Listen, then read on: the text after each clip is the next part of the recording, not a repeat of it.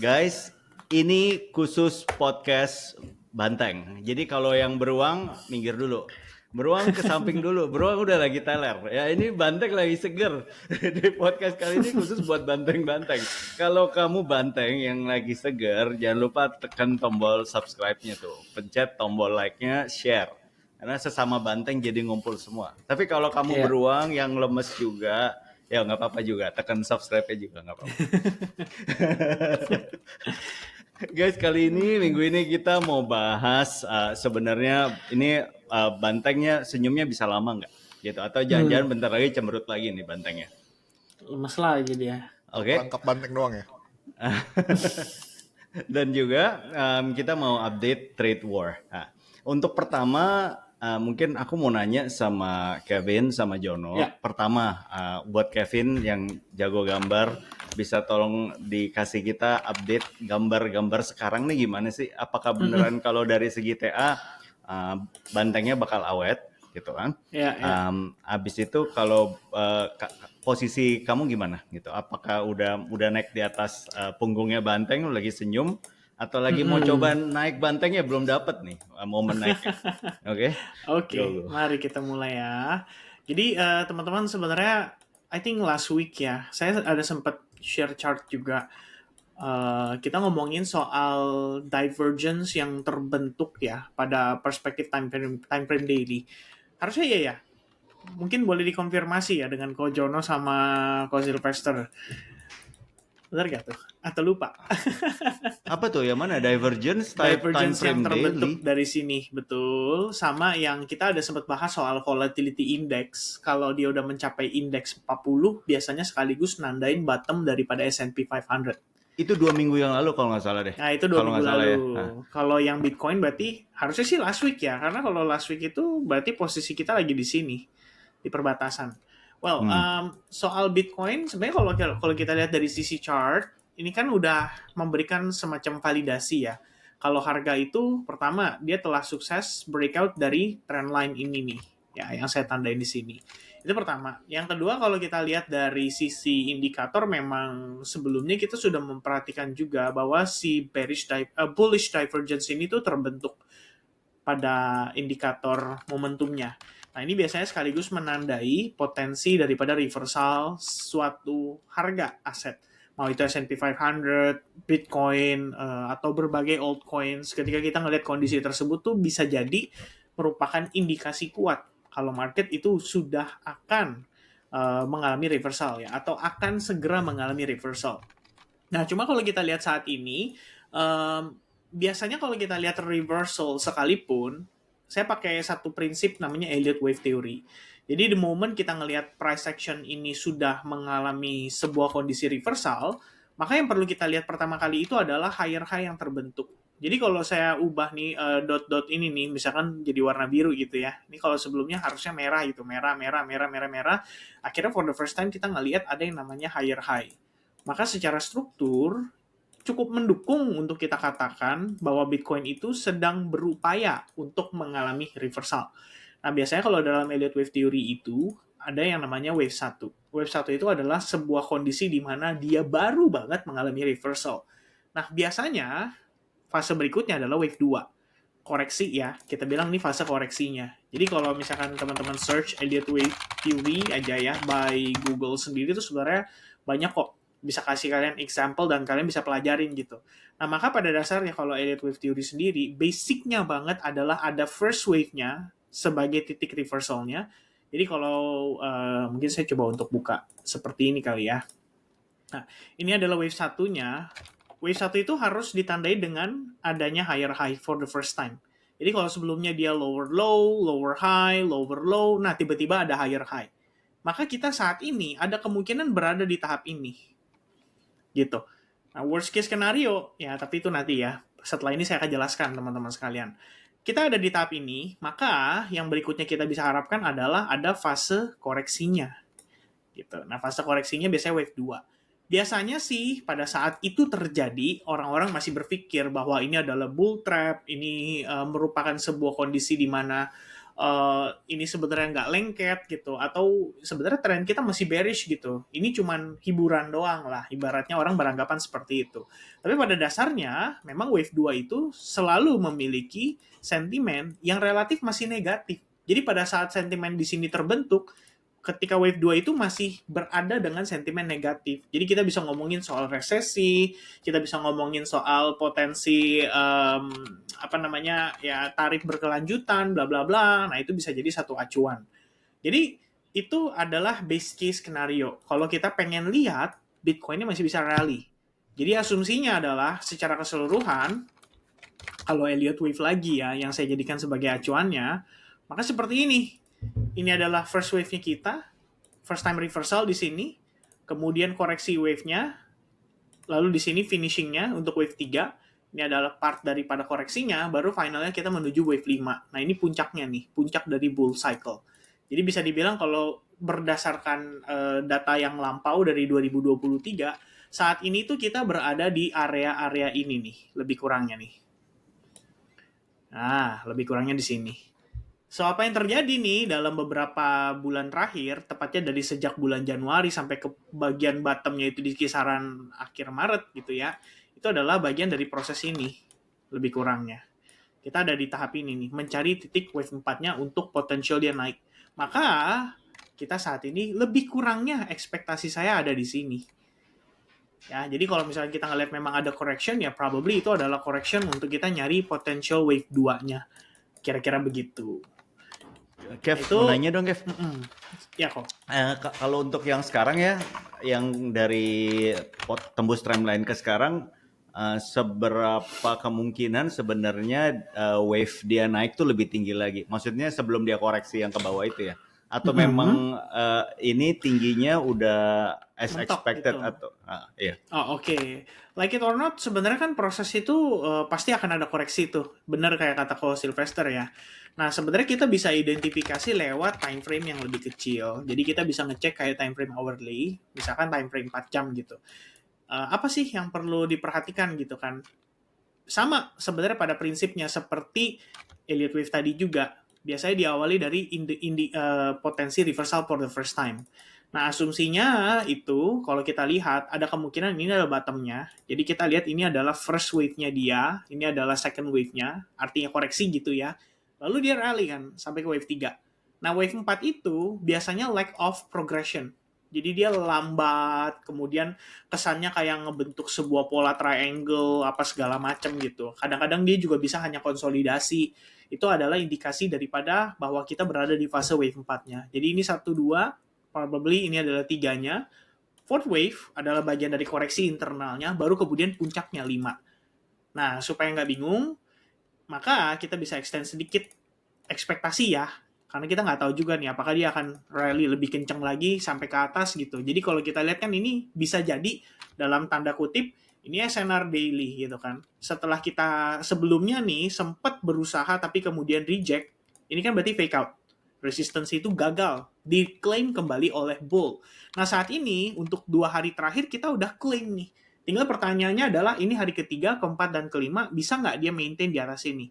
Kalau bisa, ini meningkatkan probabilitas kita bahwa ini adalah wave 4 kita. So technically, kalau kita tadi pakai tambahin ya, garis yang ada di time frame daily, lebih kurangnya koreksi kita mentok sebatas 38,2% lebih kurangnya dari Fibonacci keseluruhan. Jadi ambilnya dari bawah, tarik ke atas.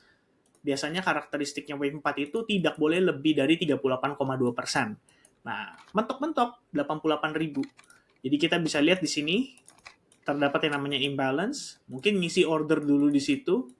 Ya, jadi kayak total kita bisa bilang nanti prosesnya mungkin A, B, C, kemudian finishing wave 4, baru kemudian nerusin ke potential wave 5. Gitu, lebih kurangnya. Nah, kalau berdasarkan teori tersebut, artinya ini proses kita masih bisa naik lagi. Ya. Nanti sebelum kita masuk ke major correction-nya. Jadi ibaratnya ini adalah 1, 2, 3, kemudian finishing 4 dan 5, baru kemudian A, B, C. Nah, kira-kira gini koreksinya. Nah, nanti di time frame daily-nya kita lihatnya begini, ya kan? Kalau di time frame kecilnya kita ngelihat proses wave satunya itu juga harus 1, 2, 3, 4, dan 5. Nah, jadi ini adalah hitungannya satu besar. jatuhnya kayak gini mungkin. Tuh, ya ini satu besar. Saya ganti jadi yang jangan cycle deh, super cycle. Tuh. Yang 1 2 ini 1 2 besar, kemudian internalnya 1 2 maksudnya 1 2 3 4 5 finishing kecil. Jadi ibaratnya kita di sini nih yang kecil-kecil ini nih 1 2 3. Sekarang kita lagi di sini nih 4, potential 5. Buat finishing, wait 1. Gitu. Ya itu best case scenario. Mau tahu worst case-nya nggak? Aduh, ini kan podcastnya Banteng ya. Oh iya juga ya. Lu nanya, ya udah nggak apa-apa. Beruang kan juga dengar, ya udah. Go. Iya. buat beruang. Oke, that's the best case scenario. Worst case scenario adalah ini A, B, C. Maksudnya apa tuh? Maksudnya begini guys. Ini A, B, C. Ini adalah proses 1, 2, ya, 3, 4, dan 5. Kemudian itu A, B, C. Lanjutannya adalah 1, 2, 3, 4, dan 5. Jadi secara keseluruhan kita bisa bilang bahwa ini adalah A, B, dan C. Kita gedein biar kelihatan lebih jelas. Nah, lebih kurang yang begini, warnanya biru kali ya tuh.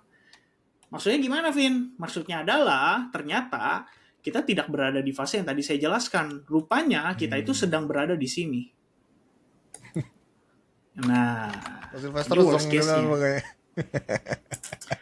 Bisa dimengerti nggak tuh kira-kira? Bisa dimengerti tapi nggak mau dimengerti kan? Kayaknya Oh, energinya gitu langsung hilang nih semuanya. Energinya langsung hilang semuanya kayaknya. Oh gitu.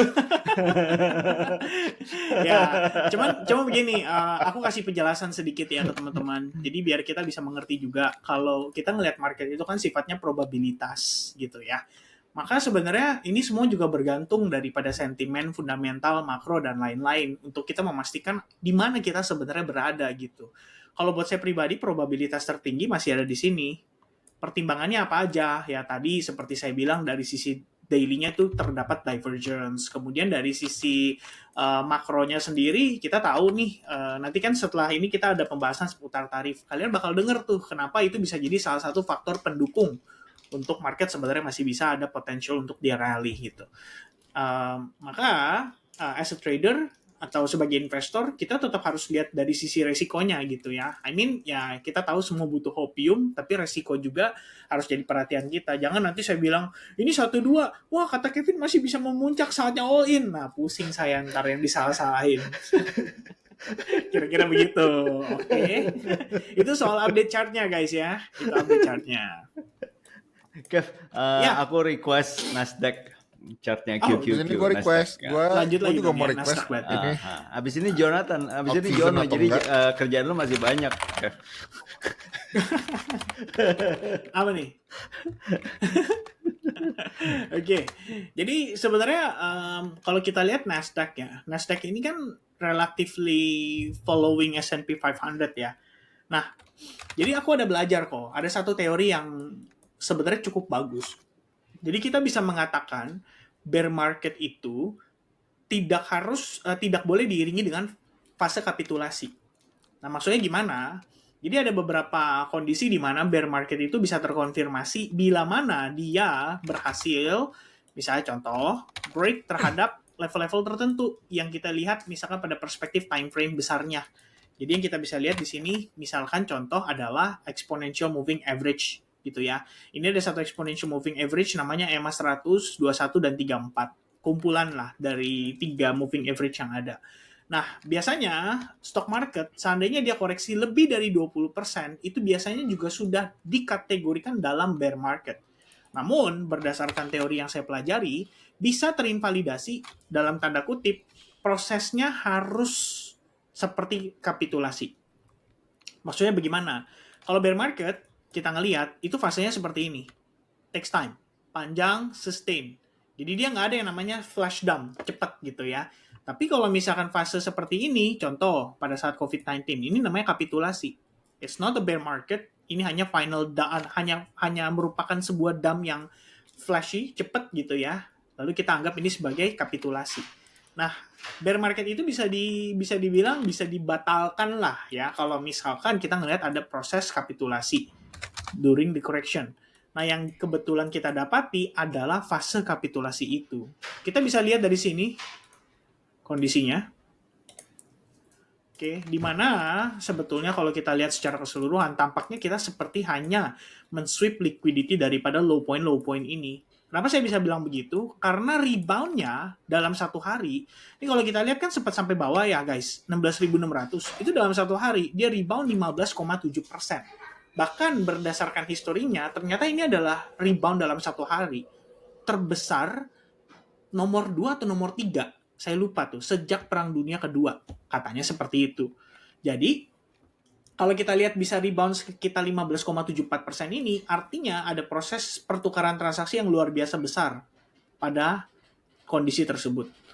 Nah, di sini sebenarnya kita bisa bilang kalau, wow, jangan-jangan memang benar nih, bahwa ini adalah fase kapitulasi aja. Untuk bikin market super extreme fear, retail benar-benar lepas barang, bahkan termasuk uang-uang institusi dan hedge fund juga ikut panic selling pada kala itu.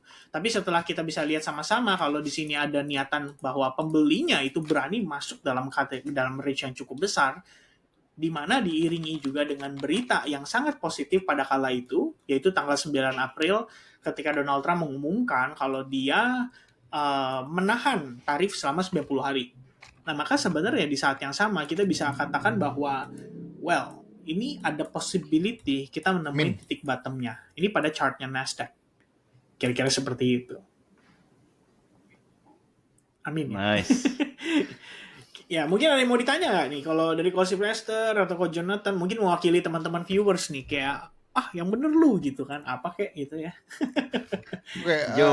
Kalau gue lebih gue I'm request chat. I'm Lu ada mau sensing request kayak ada sentiment shift di altcoins or memes or whatever. Nah itu bisa apakah ada argumennya dari sisi PA? Oke.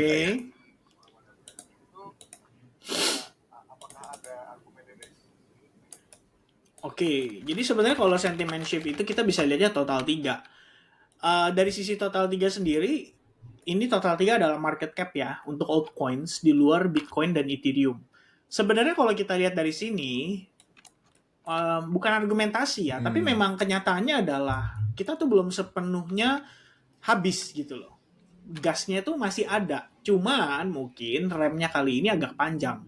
Nah, kalau kalian perhatiin nih, pada saat era 2021, the moment kita ngelihat dia mencapai puncaknya gitu ya, for the first time after dia all time high, sebenarnya di sini patokannya. Jadi begitu dia all time high for the first time, tembus, itu ada fase koreksinya dulu, dan koreksinya itu 30% pada kala itu. Jadi ini anggap ya, kalau saya potong chartnya seperti ini, sayang sekali nggak bisa dipotong ya. Ini dari si, trading view-nya nggak memungkinkan. Jadi begitu kita mencapai all time high, puncak nih, for the first time, itu ada pergerakan 1 minggu dia koreksi 30%, 35%. Wajar nggak? Wajar dong. Logika kita kan mereka taking profit gitu ya. Nah, sebenarnya kondisi yang sama terjadi saat ini. Tapi bedanya adalah dia koreksi nggak 30%. More than 30%. Ya, nggak terlalu jauh loh, to be honest ya. Karena 42,9% tuh menurutku nggak terlalu signifikan yang gimana. Kita bisa bilang begini, ini kalau saya ngomong kita melebih-lebihkan gitu ya. S&P 500 koreksi more than 20%. Nasdaq lebih dari 20%. Bitcoin juga sama, lebih dari 30%. Bagaimana ceritanya untuk altcoins? Ya mungkin sebagian. Ini nggak semua, karena kan ini market cap keseluruhan. Ya kan? Artinya mungkin kalian, nggak juga altcoins gue turun 90% gitu. Ya tergantung kondisinya. Karena kalau misalnya contoh kalian lihat BNB itu nggak koreksi sama sekali. Dia mencapai all time high dan koreksinya itu hanya 30%. Artinya dia salah satu yang mewakili kekuatan daripada aset tersebut. Adapun XRP juga. Ya ini buat XRP Army, ya kamu beruntung lah. Kali ini kita nggak ngelihat ada dump seperti era-era sebelumnya gitu. Walaupun pada akhirnya dari atas 50% gitu ya. Cuma kalau kita ngelihat dari bawah, ini nggak koreksi, nggak sampai yang separah yang kita bayangkan gitu.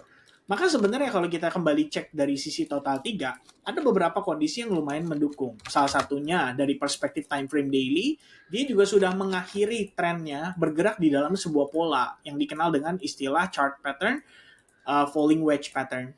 Ini adalah pola koreksi sebetulnya. Nah ini sama gitu ya.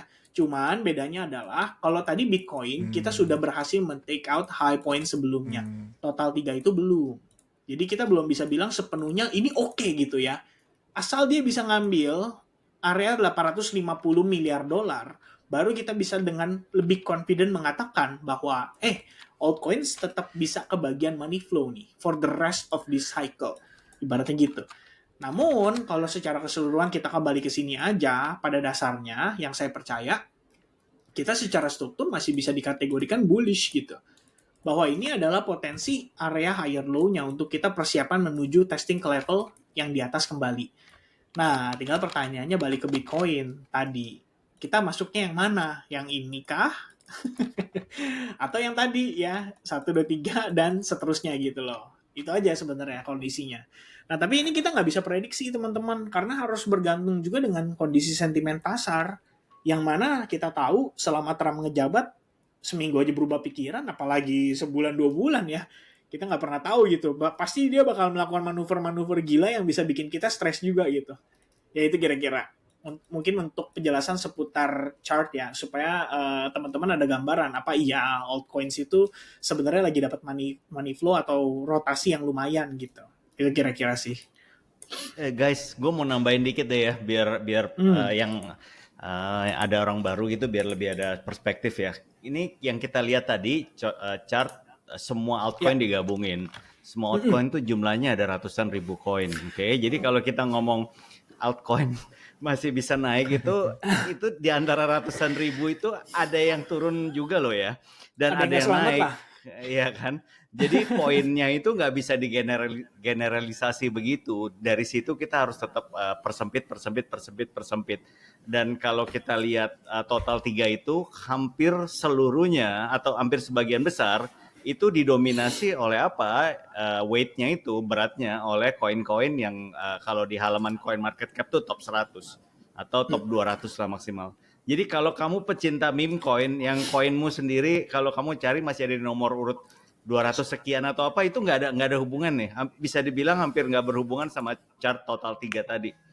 Koinmu mau naik turun 1000%, itu chart total 3 paling nggak gerak. Goyangnya dikit. Kalau masih ini ya, kalau koin besar market cap-nya baru mungkin pengaruh ke situ. Nah, ya, oke. Kasihan Kevin Go. nanti Jo, ada mau nanya chart apa lagi, Jo? Gue terakhir Kev. Banyak yang bilang ya, gue minggu ini banyak yang denger nih katanya ini kebangkitan Ethereum nih. Ethereum kan kemarin naik 8% kan. Katanya risk reward ratio-nya nih udah nggak nolong nih, udah super menarik. Nah, kalau dari TA gimana, Bro? Oke, baik. Jadi sebenarnya kalau untuk TA mungkin kita coba tunjukin di sini kali ya. Ethereum USD, coba saya cari yang ini aja ya. Masih clear chartnya. Jadi sebenarnya gini. Ethereum itu nggak sepenuhnya oke. Dimulai gitu. dengan ketawa, Vin. Dimulai dengan ketawa tuh PD gue jadi ciut gitu, Vin, kayaknya. Oh gitu. Sebenarnya gini, Ethereum itu kita udah pernah bahas sama teman-teman. Ya, ini adalah gerbang, ya, alam atas dan alam bawah, ya 2150 gitu. I mean, ya ini SNR. Ya, pada dasarnya gitu. Dan seketika kita tembus di sini sebenarnya memang merupakan indikasi yang sangat tidak baik bagi Ethereum. Nah, cuma begini, kalau teman-teman memang melihat ya sejarahnya si crypto market sendiri, crypto market itu nggak pernah yang namanya easy gitu. I mean kalau kita cek di 2020, before kita ngelihat akhirnya Ethereum naik, dia juga sama, ada bantingan kembali gitu, yang bikin orang tuh skeptical. Apa iya nih Ethereum bisa naik gitu. Ketika Anda udah dalam keadaan happy gitu kan. Minimal saat lihat dia udah dibanting turun, di sini naik kan muncul pengharapan. Wah, 350% Ethereum. Koreksi. Oke, beli lagi. Naik. Wah, 130%. Ini mah all the way up nih ya. Up only dan bla bla bla gitu. Suddenly kamu dapat bantingannya during COVID crash. Oke, 68% pada kala itu. Sekarang gimana? Ya bisa dibilang koreksinya 66%, 65%. Funny, tapi mirip ternyata. Ya kita pikir apa iya bahwa karakteristiknya Ethereum kali ini akan berbeda gitu. Karena sebetulnya berdasarkan TA sendiri, ini yang saya pelajari gitu ya. Kita tahu smart money itu kalau mau accumulate, they need people to sell. Ya kan? Ibaratnya kalau teman-teman nih pasar kosong gitu. Ini kalau misalkan kamu smart money, kamu datang ke pasar, tapi kamu mau cari barang atau mau cari makanan, ternyata pasarnya kayak begini kosong. because nobody selling gitu kan. But at the same time, kalau misalkan Anda sebagai whales nih, punya duit banyak, pasti kan pengennya apa? Gue pengen cari penjual gitu kan. Penjualnya siapa? Misalnya contoh, saya gitu kan. Ya, cuma jual 1 Ethereum mah geli-geli gitu loh. Bagi mereka gitu kan. Kayak, aduh, gue nggak mau cari 1 Ethereum. Gue mau carinya 1.000 Ethereum, misalnya gitu. Ya kalau saya jualnya cuma 1, saya hanya memenuhi sedikit saja. Maka yang diperlukan adalah membuat sentimen senegatif mungkin untuk membuat orang-orang berpikir bahwa this is the end of Ethereum. Dan di saat yang sama, the best way to do it adalah dengan menghancurkan harapan mereka ketika trendline ini broken. Jadi orang berpikir, semua orang kan matanya tertuju pada trendline ini. Now, trendline ini udah broken. Kira-kira gimana kalau dari pandangan TA? Secara sederhana kita bisa bilang bahwa oh ya TA ini trendline ini broken, kalau dia naik berarti retest harusnya dia turun lagi. Orang akan melihat ini bahwa this is the end of Ethereum. Kita nggak akan lihat Ethereum naik lagi dan lain sebagainya. Tapi di saat yang sama sebenarnya narasi itu cukup kuat gitu loh. Dalam artian kalau memang whales-nya di sini ada rencana mau belanja, setelah dia nge-sweep liquidity dari salah satu low point ini kan sebenarnya menghadirkan banyak sellers di market. Ini mereka beli di saat orang-orang panik selling. Itu sebenarnya gambaran yang terlihat pada Ethereum. Namun memang kita being realistic juga ya teman-teman sekalian. Saya juga nggak bisa bilang kayak sepenuhnya Ethereum oke gitu. Walaupun dari sisi lain, misalnya contoh, Vin coba lihat deh, ini kan ada trend line gitu kan. Dan apa iya kita breakout dari trend line ini artinya menandakan bahwa Ethereum itu sebentar lagi mulai naik gitu. Ya mungkin untuk jangka pendek bisa, peluang itu ada. Karena kita tadi ngomongin Bitcoin juga masih ada harapan untuk naik. So at least ekspektasinya, kalau kita ngomongin risk to reward ya, ini kembali lagi saya sebagai pedagang. Satu, saya lihat di sini area demand saya jadikan itu area akumulasi saya. Kira-kira begitu. Nah di bawahnya, saya geser seperti ini adalah risk yang saya harus perhatikan gitu loh. Jadi kita bilang ini resikonya nih. Resikonya ya. Kita kasih warna merah gitu. Nah kira-kira begini. Maka kalau ngomongin risk to reward ratio, anggaplah kita akumulasi di tengah gitu. Maka stop loss saya di bawah low, target saya misalnya di sini. Risk to reward-nya oke, 1/2,5. Artinya resiko saya ke bawah, misalkan di sini adalah 13%. Berarti kalau ke atas itu adalah 13 kali 2, 26, tambah lagi setengahnya. Berarti lebih kurang ya 35%. Nah worth it nggak gitu? Kalau misalkan worth it ya silakan. Kalau misalkan menurut gue enggak, Ethereum habis, ini adalah akhir dari segalanya, Ethereum maxi, bye-bye gitu kan ya.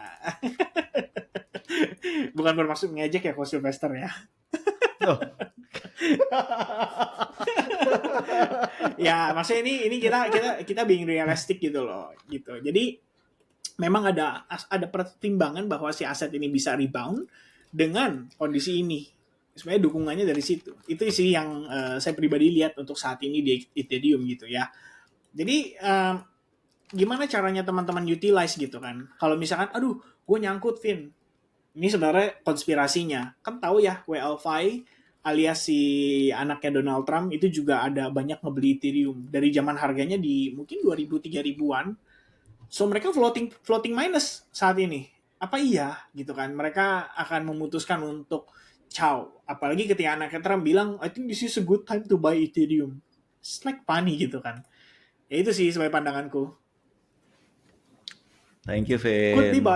Could be bottom, tapi risk to reward memang betul. Realitanya kita lihat ini oke gitu loh. Kita nggak bilang ini jelek, malah oke gitu. Tapi konteksnya pedagang ya, jangan kamu beli Ethereum. Enggak, karena saya cinta sama Ethereum. Ethereum adalah segalanya buat saya gitu ya.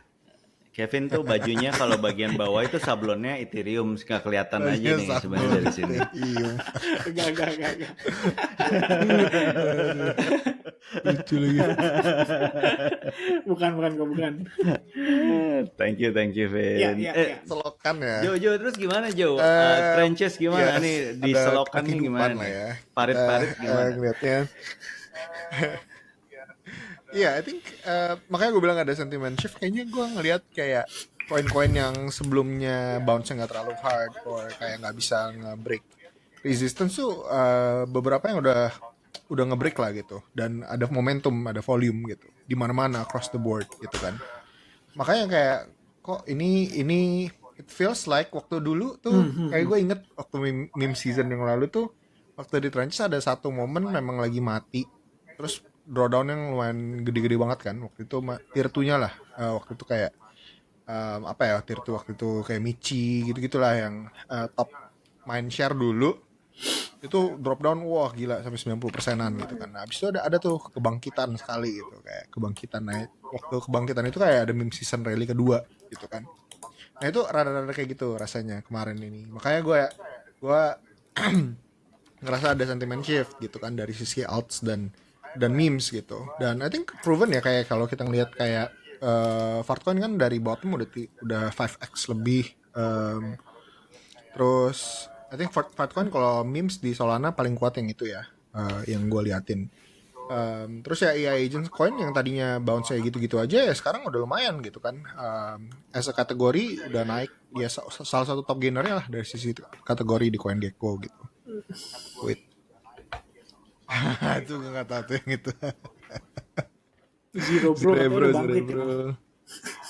Zero bro ya bro. Zero bro. Iya kan banyak orang yang ledekin zero bro. Kenapa? Oke, go. Terus kalau go. Nah, ini kan kalau dilihat di CoinGecko top kategorisnya yang top gainers in the past 7 days ya. So di sini ada kayak ya beberapa yang catch my eyes langsung kan Bitansor which is AI agent di sini, AI meme di sini, Solana meme di sini, AI agents di sini. So top berapa nih? Ya di top page-nya didominasi sama itu gitu kan. Gainers nih dari by kategori gitu kan. So kayak kalau mau lihat lagi dalamnya apa aja sih kayak nih ya AI agents ya kayak kalau ini yang ada di Binance itu ya Fed, Virtual gitu kan. Terus ada 16Z di sini salah satu yang memang gua liatin terus kan ya 16Z. Terus kayak AI agent Launchpad gitu kan kayak Griffin, Arc. Ini beberapa yang sempat gua taruh di grup juga kan. Ini kenaikannya lumayan kan kayak Griffin 91%, ya Cerebro itu waktu itu udah kayak nggak tahu ya berapa 200% kali ya sehari itu. So yeah, stuff like this is happening gitu kan. Dan ya ini it reminds me of kind of like this nih kayak kematian meme coin sampai kapan nih Agustus 2004 habis itu ada kayak resurrectionnya lah sekali gitu one more leg ke atas gitu kan. Ya agak-agak pivot di sininya nih kayak rasanya ada di sini gitu kayak rasanya ada di sininya gitu. So ini kan rasa doang ya. Yoi bangkit tapi ya apakah dia tembus all time high yang lalu enggak, gue nggak yakin sih to be honest at this cycle. Gue sama sekali nggak yakin alts yang kayak gila-gila banget kemarin kayak 16Z gitu will ever reach its all time high again sih. 16Z tuh waktu itu sampai 2 billion nggak salah.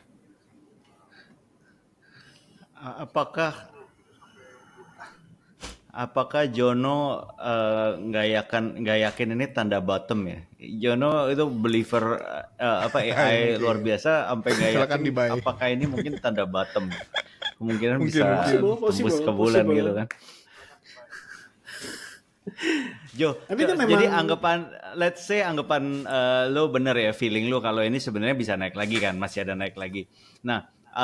Bisa share nggak trik lu sekarang yang lu lakuin untuk pantau koin-koin yang masih potensi peluang naik lagi itu gimana sih trik lu sekarang? Kalau gue tahu kayaknya gue udah all in ya. Karena ini kan masih ini kan. So don't jangan take my word for it. Tapi ya of course yang paling gampang betnya adalah kalau misalnya kita mau bet on some kategori lah ya, kita bilang tesisnya kita bilang lah meme in general di Solana atau AI agents di Solana gitu kan yang akan naik gitu kan, dan kita mau cari apa nih potensialnya di sana. Menurut gue of course kita udah punya history data walaupun short ya kan, top main share-nya apa gitu kan, kayak di Solana ya nggak jauh-jauh dari Wave, Popcat sama Fartcoin misalnya gitu kan, that's the top main share 3 lah. Kalau lu mau ke bawah-bawahnya lagi, lu mau coba betting nih kayak yang mana ya yang waktu dulu kayak Michi sempat terkenal, Fox sempat terkenal, apa sempat terkenal gitu kan, kayak agak-agak susah ya kayak mau milih yang di bawah. Gue mendingan pilih dari top 3 atau top 5 di atas gitu.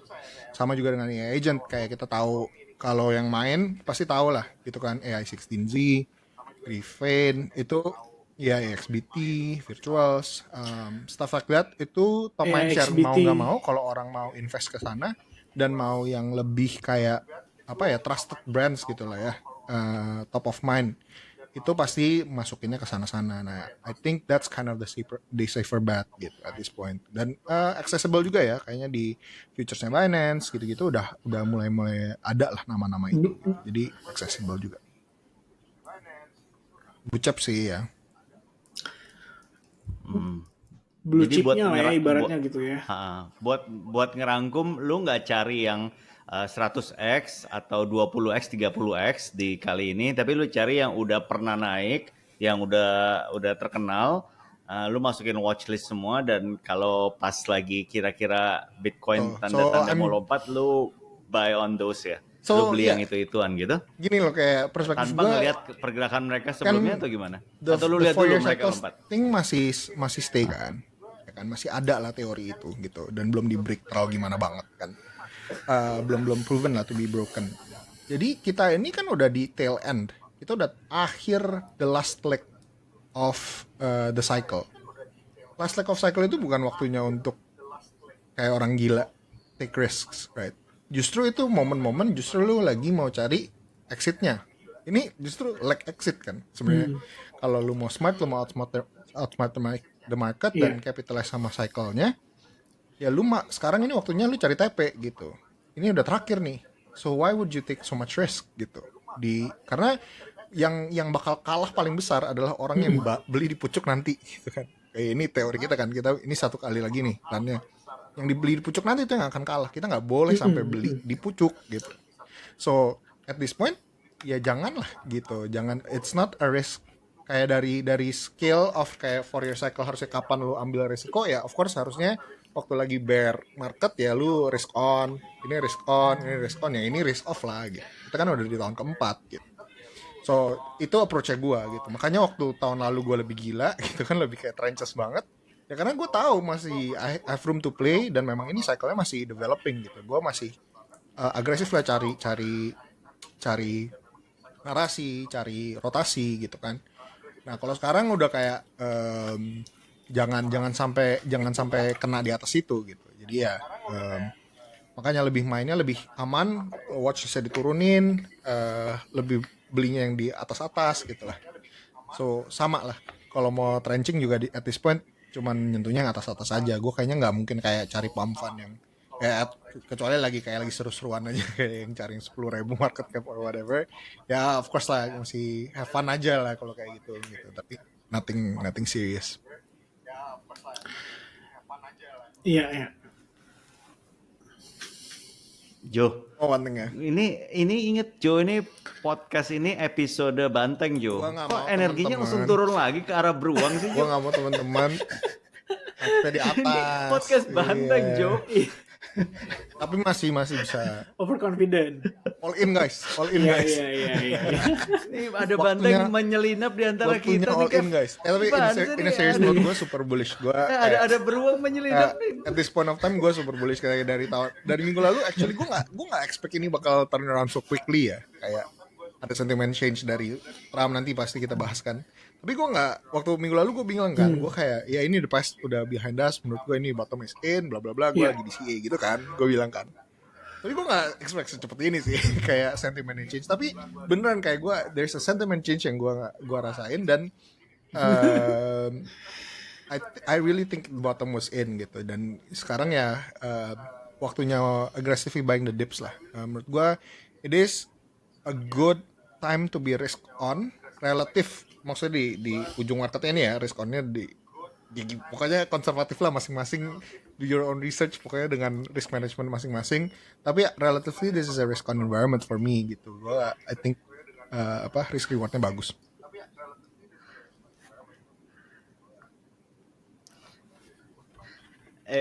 Joe, by the way ya, secara personal ya, Kev, gue lihat Jono punya feeling udah 2 kali bener nih. Pertama ya yang kemarin yang ini, yang katanya udah bottom kan, sama satu lagi yang blood on the street. Jadi mungkin feelingnya Jono nih bisa jadi signal nih. Maksudnya secara simpel, tapi bukannya counter, Kramer. nggak kayak signalnya si itu siapa yang di Jim Amerika Cramer. tuh, bukan kayak Jim Cramer, bukan invert ya, jadi signal beneran nih. So I think udah 2 kali nih Jo, go setiap minggu lu harus kasih tahu Iya nih signal makanya lu gue ya, kayak apalagi kurang kalau ada kurang mode gak Peter ticker gitu Kevin kan kan, ya. Kalau Peter apa kan feeling lu bisa gimana gitu kan? nerawang dari gambar-gambar ya kan, terus ilmunya banyak, kayak katanya ilmu Elliott Wave katanya harus Fibonacci sekian. Nah itu nggak ada tuh gue ilmu itu, gue cuman kayak gue lebih memang feeling lah ya, lebih ke liatin market, liatin sentiment di Twitter or whatever lah ya. Even kalau gue ngeliatin charts itu, within the charts gue ngeliatnya what's the sentiment gitu, kayak lebih ke what's the market speaking gitu. Dan kayak ya gitulah, memang I guess that's kind of me gitu, how I do it.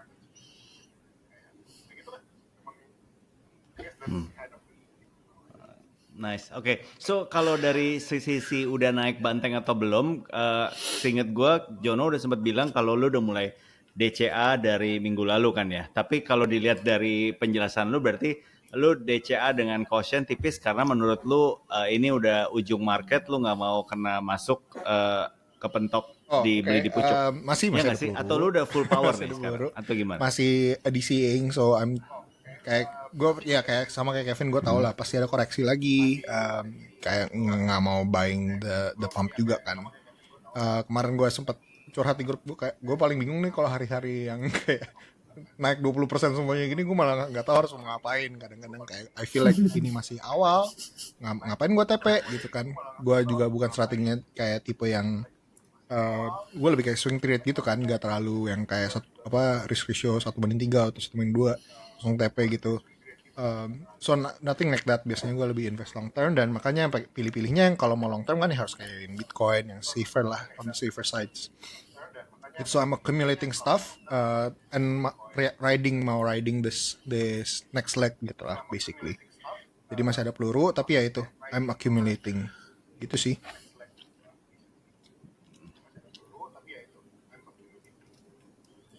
Dan kebanyakan di koin besar kayak Bitcoin Ya atau ada di koin-koin koin-koin AI yang kecil-kecil, AI. So atau Bitcoin, lu masuknya di mana nih sekarang?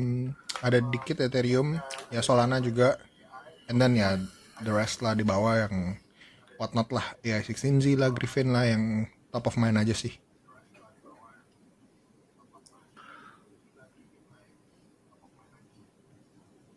Oke, noted. Oke, kalau lu gimana, Vin? Lu udah naik bantengnya belum? Atau gimana? Actually saya masih ada sisa barang. Jadi sebenarnya Q4 rally lumayan ngantisipate kalau in case Trump ya, nanti pada saat dia sudah pada saat dia take over White House, saya pikir bisa ada sell the news gitu loh. Awalnya sebenarnya anticipate-nya adalah saat dia menang pemilu. But luckily kan setelah dia menang pemilu, kita lihat running-nya makin gila kan for the rest of the Q4 rally gitu. So, saya banyak take profit sebenarnya pada saat itu. Jadi, ketika sekarang kita dapetin correction ini, dan ya along the way, saya cuman rotasi doang gitu loh kok. Jadi kayak ada beberapa yang udah saya take profit itu, ya sebagian lah kita spare cash lagi untuk kita coba dive in the market lagi gitu. Tapi memang sekarang alokasinya bisa dibilang nggak banyak. Saya sendiri nggak terlalu confident kalau ini bakal eksplosif gitu. Ya, there's so many reason ya kita bisa bilang kayak gitu. Seperti sentimen makronya belum mendukung, terus kita nggak lagi dalam environment QE, mungkin QT iya lagi mau diberhentikan atau udah mau selesai QT-nya, tapi kan selesai QT bukan berarti QE gitu kan. Jadi still ya, the big question is apa nih yang ngedorong market itu untuk benar-benar euforik lagi balik kayak 2021 gitu. I don't think ya, ada kondisi tersebut.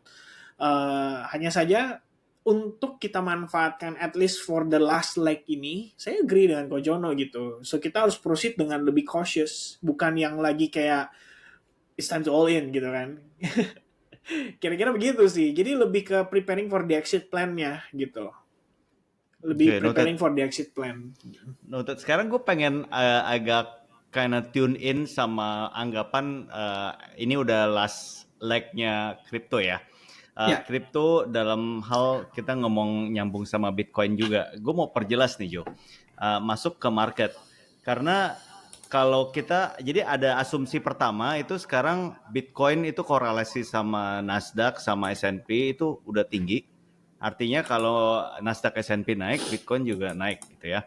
Habis itu yang kedua itu asumsinya Bitcoin 4-year cycle kan naik turun. Nah, sedangkan yang kita tahu Nasdaq sama S&P itu nggak kenal 4-year cycle. Gitu. Udah dari berapa lama nih naik terus gitu kan, nggak kenal 4-year cycle. Nah, berarti yang gue pengen tanya ke kalian ini in terms of dinamika market sekarang ya. Artinya market sekarang dinamikanya Nasdaq udah mulai rebound. Kayaknya bakal nggak tahu nih bisa tembus tren lainnya atau enggak yang di atas tadi. Ada kemungkinan balik on track naik lagi. Ada kemungkinan. Nah, gold emas yang udah nggak tahu naik turun naik terus akhirnya turun gitu, entah nggak tahu ya balik lagi atau gimana. Dan Bitcoin pas sehari sebelum kayaknya atau sehari sebelum Nasdaq naik, Bitcoin udah mulai naik. Gue nggak ngerti ini kenapa, apa karena orang-orang mulai menganggap Bitcoin jadi gold 2.0 gitu kan atau enggak, padahal minggu lalu baru gue bilang bukan gold 2.0. Nih gue share screen-nya ya. This is a bit crazy menurut gue nih yang terjadi. Gue nggak expect ini nih. ETF-nya ya kok. Iya, sadis bro. Iya. Aku lihat 1,4 kemarin doang. Hari ini udah jadi 2 miliar. Hah, enggak ini gue nggak tahu ya yang lu lihat data yang mana ini lu, Kev. Ini. Kemarin ini 912 juta dolar. Iya, bukan maksudnya awalnya 381 tambah 912. Jadi kayak sekitar 1,3 kan.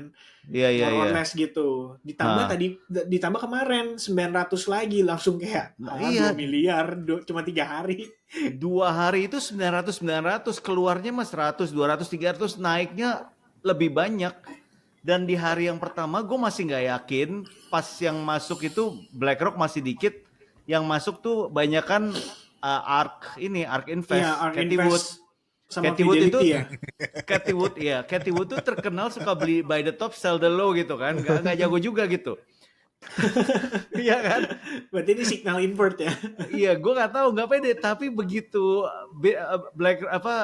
BlackRock IBIT-nya masuk 600 juta dolar, gue nggak ngerti gitu. So ini sangat amat. Coba dibuka deh kok. Ini sih. Kok Apa tuh? di bagian bawah tuh. Kok drag ke bawah. Tuh. Itu ada click here di atas tuh. Click here. Mana Kev? Terus naik lagi. Di atas ini nih. itu tuh. Ya. Ini. Oh, klik nih.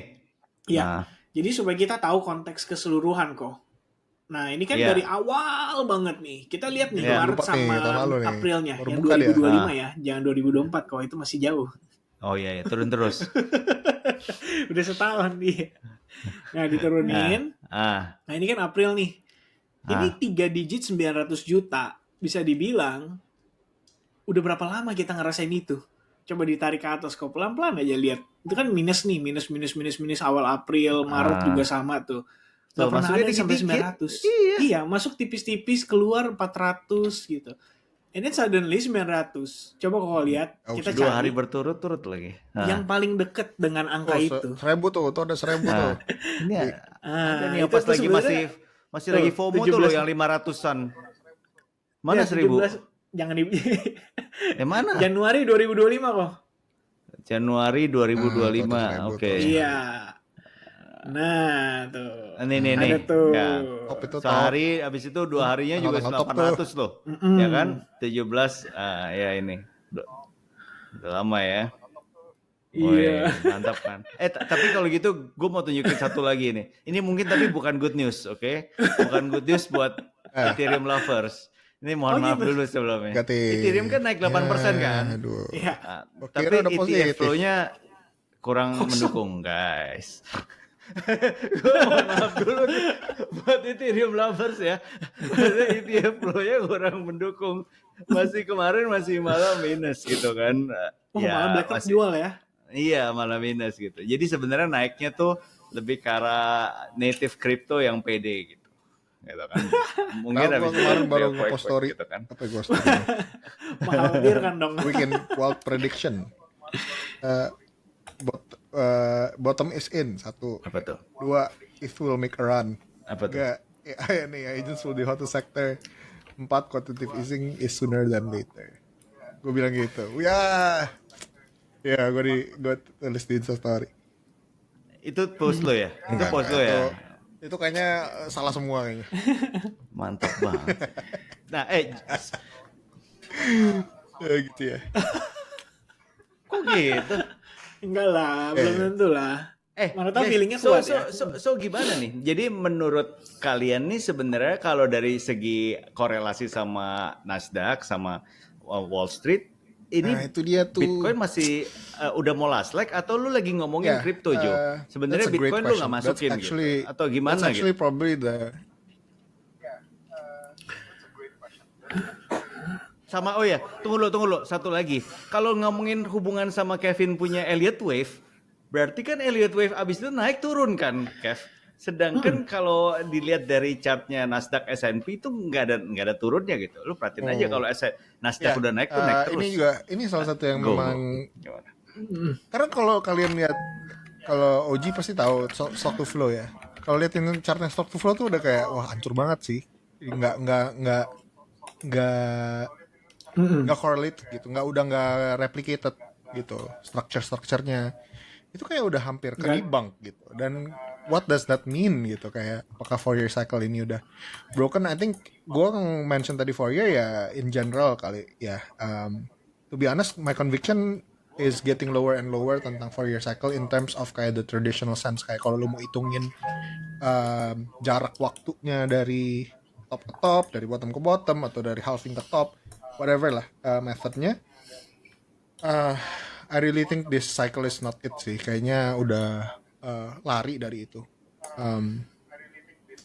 So the direct answer is I don't know. Tapi menurut gua lebih ke udah nggak ngikutin 4-year cycle yang as we know it gitu.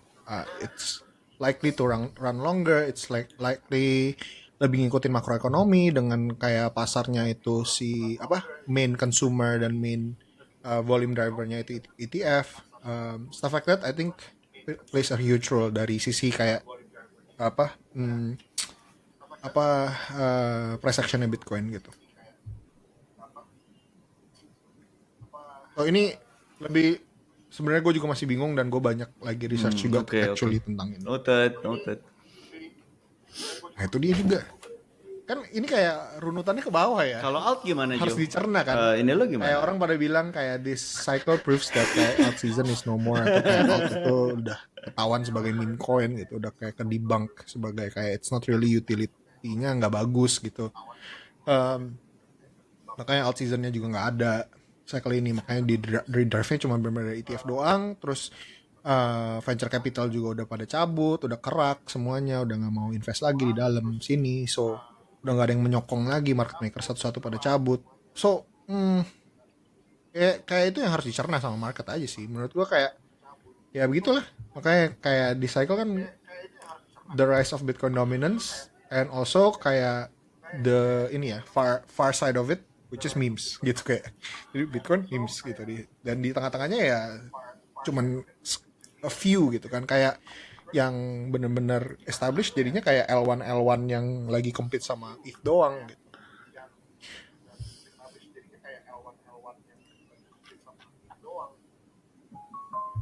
Wede. Noted. Sama satu lagi cycle ini, the rise of trio Quack. Kita harus foto ya. Fotonya ala-ala Trump yang lagi begini gitu. Kevin. Iya. Fight.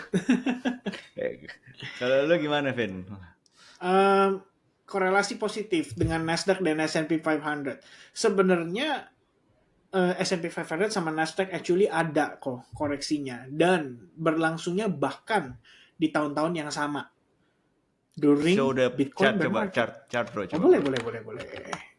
Kepo ya kamu ya. Pasti dong. Oke. Actually ada. Jadi ini sebenarnya lebih menarik. Kemarin ada orang mendebatkan ke saya gitu loh kok. Dia bilang katanya gini, bukan mendebatkan lah, tapi dia nanya kayak apa iya kalau selama ini kita bisa bilang bahwa Bitcoin itu setelah halving sebenarnya cuman bumbu-bumbu doang. Katanya gitu. Maksudnya gimana gitu kan?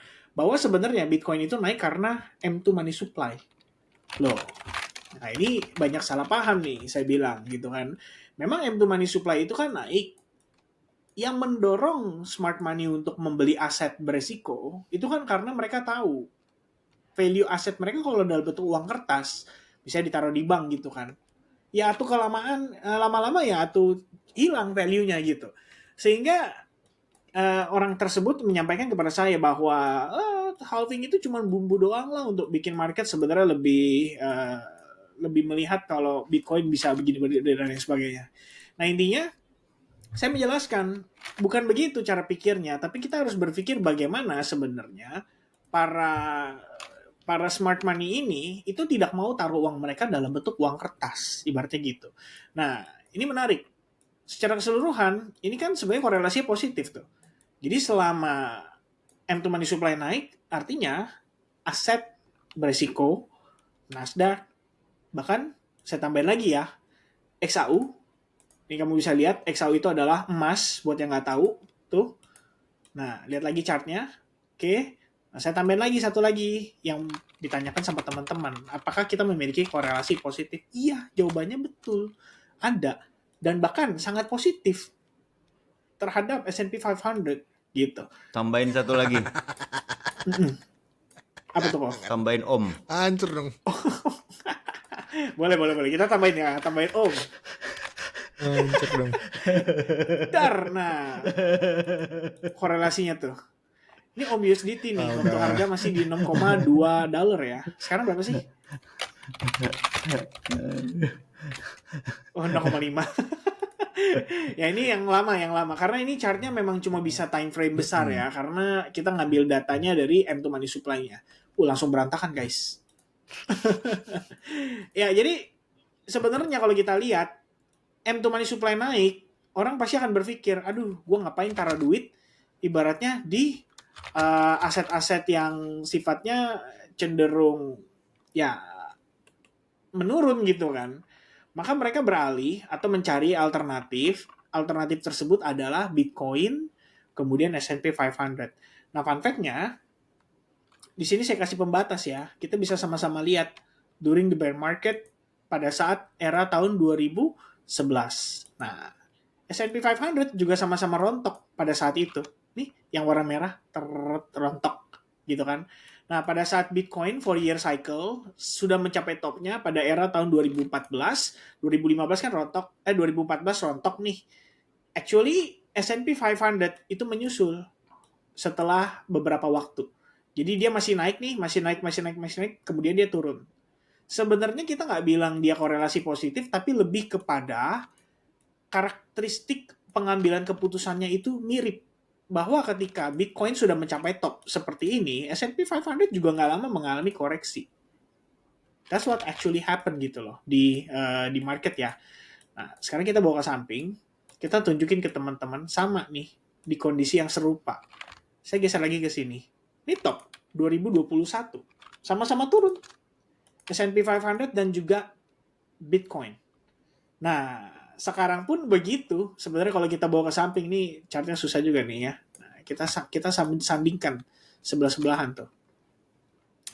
Jadi memang nggak mirip dengan Nasdaq, tapi sama S&P 500 actually mirip banget.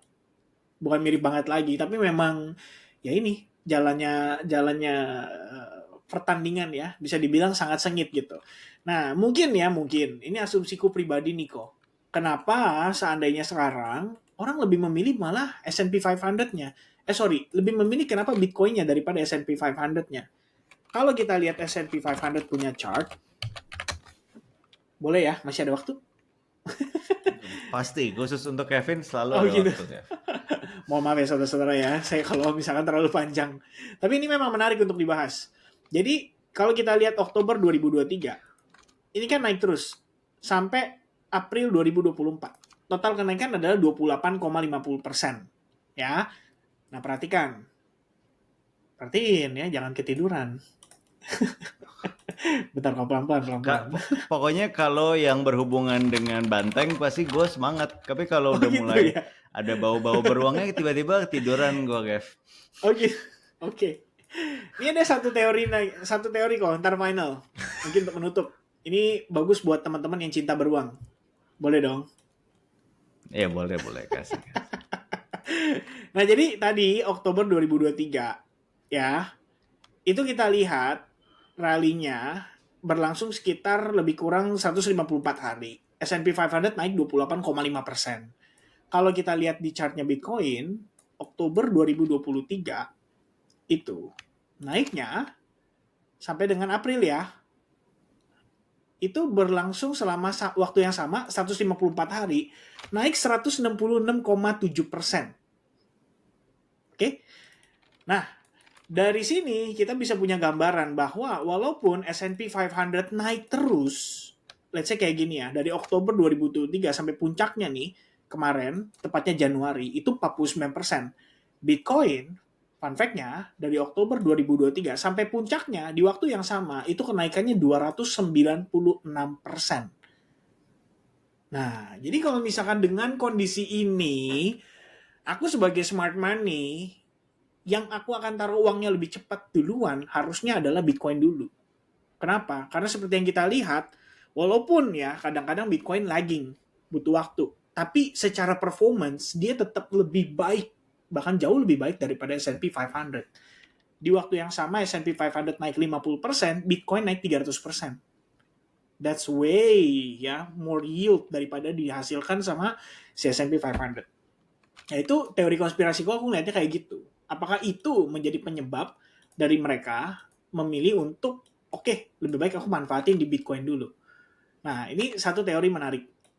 Penutup. Kalau dari saya ya.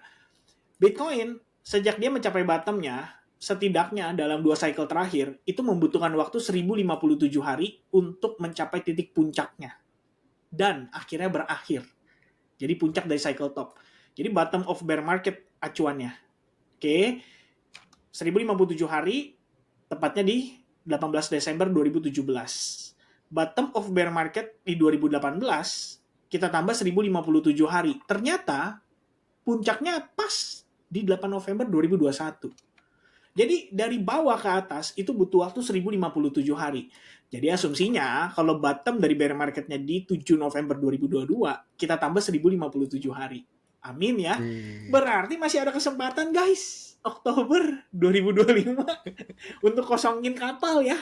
Masuk ke Sekoci untuk selamatkan diri.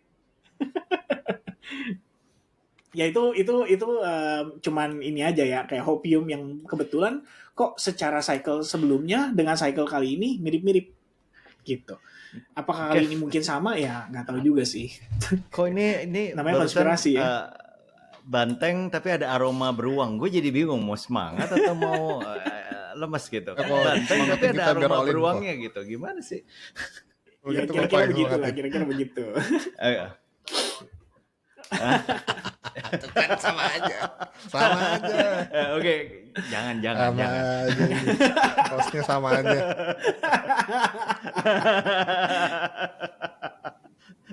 Guys, ini kita belum bahas trade war, kita bahas singkat yuk, bentar yuk. Nah, gua mau mulai pembahasan trade war dengan kasih undangan ke kalian, oke? Ini undangannya.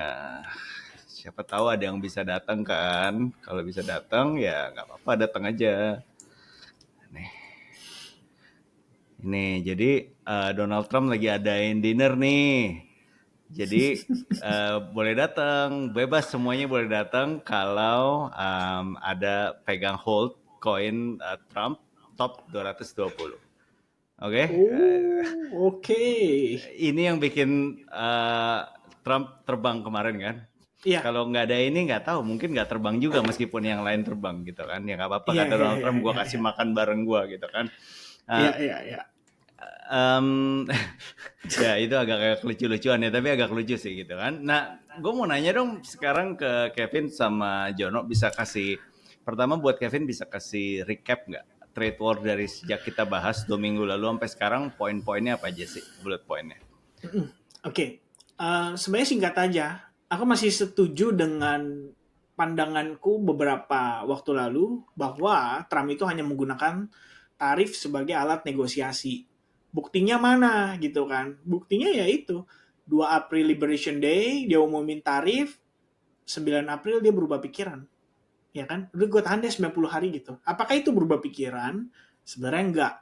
Lebih kepada bukti nyata ya. Kalau memang bagi saya ya, bahwa ini bukti nyata kalau memang dia melihat ini ya sebagai alat aja gitu loh. Saya cukup yakin Trump nggak akan punya pikiran untuk ngebawa kondisi krisis 1930 kembali terjadi ke dunia saat ini. Maka recap terbarunya adalah baru banget tadi malam kalau US China kelihatannya akan ketemu titik terang nih dari hasil obrolan tarif. China udah makin membuka diri, China juga bilang, udahlah ngapain kita ribet-ribetin tarif gitu. Kalaupun mau, ayo negosiasi aja gitu. Satu sisi dari US, semalam banget ya, White House kasih pengumuman, bukan pengumuman lah, White House kasih statement kalau ada pertimbangan tarifnya mau dipangkas 50%. Belum ngobrol loh. Setahu saya belum ngobrol loh ya. Jinping sama Trump itu belum ngobrol, belum ada calling. Ini kita cuma ngelihat mereka berbalas lewat representatif doang ya. Tapi akhirnya ada obrolan itu. Tahu-tahu udah mau dipangkas 50%. So that itu adalah lead gitu buat saya bahwa this is gonna be end soon. Soal tarif gitu. Ya itu sih sebenarnya kalau untuk recap dari saya. Oke, nice. Nah, sebelum masuk ke Jono, gue kasih sekedar satu klip lucu-lucuan dulu ya.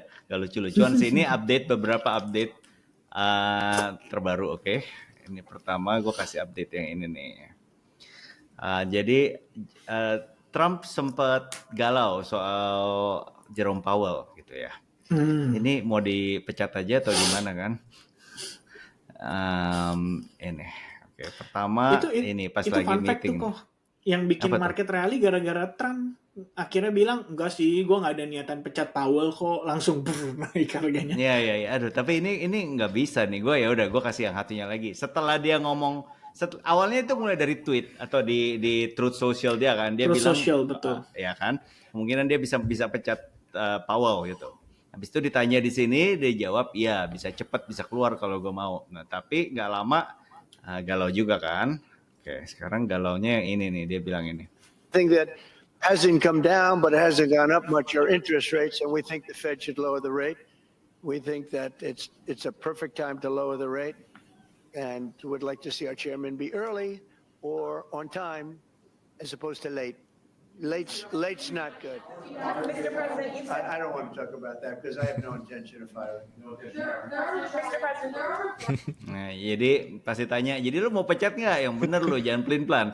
Enggak, gue nggak pengen pecat kok, gue nggak ada niat pecat sama sekali. Iya. Asik banget ya.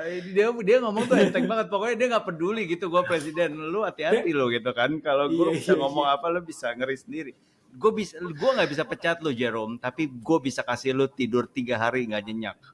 Ya kan? Gue mungkin nggak bisa pecat lu, tapi 3 hari gue bisa kasih lu tidur nggak nyenyak gitu. Nah, iya, gitu kan. Nah, kalau dari Jono feelingnya gimana? Kan lu sekarang Mr. Feeling kan. Gue pengen tanya, feeling lu gimana? Tarif warning and soon atau gimana, bro? Udah priced in lah. There's no more shock. Ya, I think gue udah iterate ini yang minggu lalu juga ya. Kayaknya mau headline kayak gimana juga market juga udah nggak peduli gitu. Orang udah panik, udah oversold juga akhir itu kan. Udah drop, udah capitulate. Mau diapain lagi gitu? Mau dia tiba-tiba tiba-tiba Trump bilang tarif 1000% ke China. Kayak udah 200% gitu kan.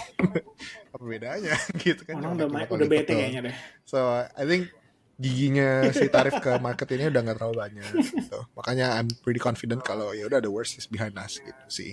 Kalau that's my take on the tariffs.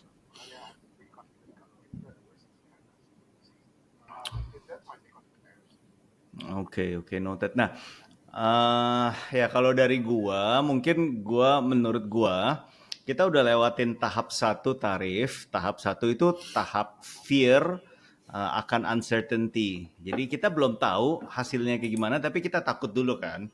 Nah, kita takut dulu efeknya apa ya, harganya turun ya, mendingan keluar dulu. Harga turun itu tahap 1 udah lewat. Nah, ini sekarang lagi di mulai masuk tahap 2. Tahap 2 itu apa? Tahap 2 itu when the tire meets the road. Artinya apa? Sekarang nih udah mulai kelihatan efek dari bisnis, dari tarif ke bisnis, ke perusahaan masing-masing tuh nanti kira-kira gimana. Gitu. Udah mulai kelihatan, tapi ini sangat lebih susah untuk di get on top of, untuk di bener-bener di monitor semuanya sangat susah. Karena kenapa? Karena bisnisnya banyak, perusahaannya banyak, ada yang besar, ada yang kecil. Misalnya contohnya yang besar yang lumayan disorot banyak orang tuh ketika China balikin produknya Boeing. Gue udah pesan pesawat berapa banyak, gue balikin produk lo. Itu baliknya kemana? Baliknya ke revenue-nya Boeing sebagai perusahaan besar, salah satu perusahaan besar terbuka di Amerika yang akan pengaruhi indeks S&P. Nah, habis itu bisa nggak Boeing cari pasar baru? Nah itu di sana itu udah mulai mikro, mulai detail. Jadi udah masuk tahap itu. Mungkin kemarin atau berapa hari yang lalu Treasury Secretary-nya Scott Bessent udah bilang, planning kita, maunya kita, targetnya kita dalam 76 hari ke depan ini udah beres. Artinya udah ada deal dengan semua negara. Ya, artinya apa? Artinya moving pieces-nya tuh udah mulai ketahuan, udah mulai kelihatan yang mana yang bakal kena efek besar dan apakah dia bisa recuperate dari situ. Jadi 76 hari ke depan most likely udah ada kejelasan, which means pasar udah nggak sepanik dulu gayanya, tapi udah mulai lebih logical dari perusahaan ke perusahaan. So it's more tougher to trade dibanding kayak yang sebelumnya gitu. Yang berapa tahap 1 lebih gampang kan, trade the fear gitu, trade the emotions. Sekarang udah agak lebih honeymoon is over. Oke, masa honeymoon over. Kalau menurut gue sih gitu. Itu sih paling. Anything else, guys? All good. All good? Okay. See you on the next podcast. Jangan lupa subscribe, share, dan like. Bye. Bye guys. Thank you.